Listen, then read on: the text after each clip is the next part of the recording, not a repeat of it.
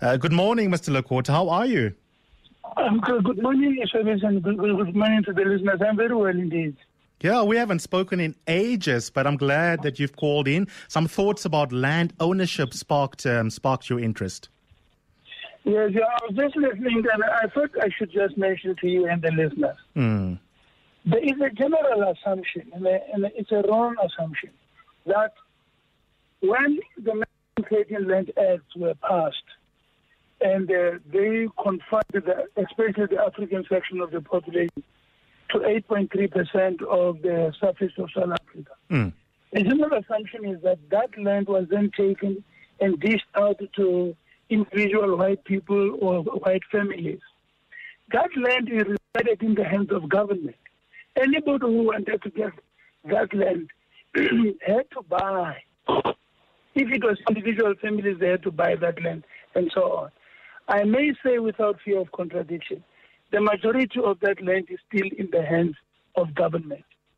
What we identified in the negotiations and even before the negotiations was that the 1913 Land Act compared the situation in which Africans who already owned the title, or black sections of the population who already had title, were dispossessed of it. And that's why we said all the people that still have their title, they must come forward with it so that their land can be returned to their families or even their grandchildren and so on. Much of it has been done, and the figures are there with the Minister of Land Affairs. Now, the big issue here is that people who need land, in fact, government has got this land. The people who need land, new land today, government must zone that land, must indicate to people the availability of that land. If you want to buy it, you can buy it from the government. If it is your own land that was taken from you, government is obliged to buy that land and give it to you. You don't need, it's not even negotiable. The problem is that people probably think that South Africa will be zoned into farms and so on, and then we can give the 50 million or 45 million just a freebie of land and so on. Africans did not have title before the advent of white South Africa, of Europeans, essentially. Title was introduced. And when it was introduced, let me say this for the record. In the colony of the Cape Colony, in KZN, what used to be called the Natal Colony, there was qualified franchise, and land purchase was available to everybody. That's why today you have people that came from India as indentured laborers. Where they could raise money, they bought land. They own sugarcane fields today. If you go in there, if you go into the Free State, you see the Oppermansgronde is the land that was owned by a slave that escaped from the Cape, who used to fix up ox wagons and bought most of the land that is there and left it for his progeny from generations of it. And you find cases like that everywhere. So we must not leave our people with a wrong impression that every white person you see walking the street is owning your land. The families that own the land are the families that bought them. And they are obliged to give them back to government if a title is produced that this is my land. Does that mean, Mr. Lekota, that most, if I put it simply, are you suggesting that most of the land that was stolen from indigenous people in South Africa are actually now in the hands of a black-led government? This government of South Africa owns huge amount of land. And you said, let me say this. Please don't say this word stolen.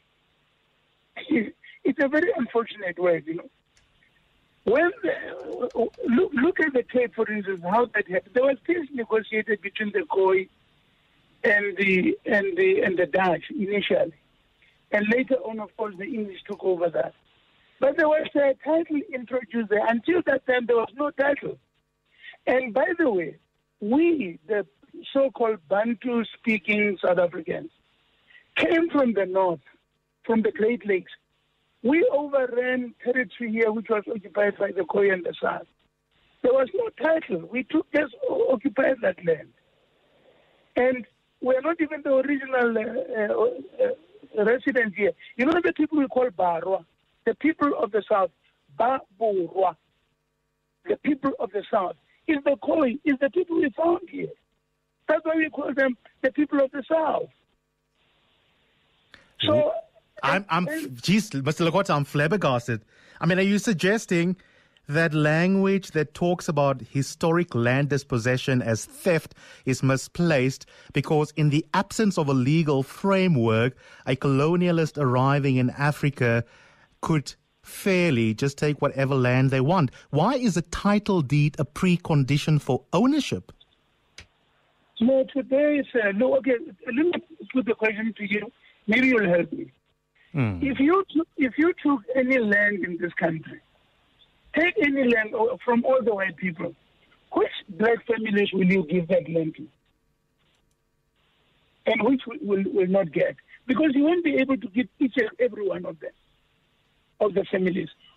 How will you identify that the Lekotas must get this land because they are black? Only because they are black. You must have criteria. And that is why, sir, our people adopted title. And surely negotiations were done, even in the case of the Khoi, even in the case of Basotho, in the case of Batswana, in the case of that, everywhere, our people accepted. And we began to develop South Africa on the basis that title has now arrived. If you can acquire that thing, you can resources, you can buy this land. And everybody was treated the same. And so even when the land was taken by under the 1913 Land Act, nobody could just say, no, I'm white, I must get a piece of land. I'm white, I must get a piece of land. They had to buy. There's a tweet here, Mr. Lekota, that I've got from Mbazima Shilowa. He tweets, I'm glad Mosiuoa is speaking to you, CBS, so that people can understand why we differed ideologically. Mosiuoa holds the same view as Freedom Front Plus on land ownership. Oh, please, man, look, I don't want to talk to that individual. You can hear, did you hear what I said? What is he talking about? What is he talking about?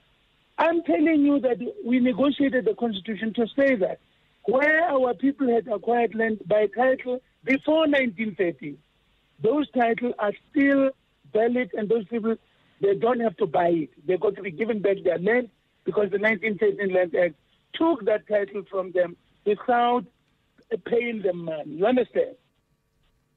And I'm saying if there's anybody that can prove that any white family has got land taken under the 1913 Land Act and without giving those families anything. The reason we are retaining people of district seats to the original properties and so on and all over the country is because we recognize that those who had acquired title before 1913, those people must be given their land back as is.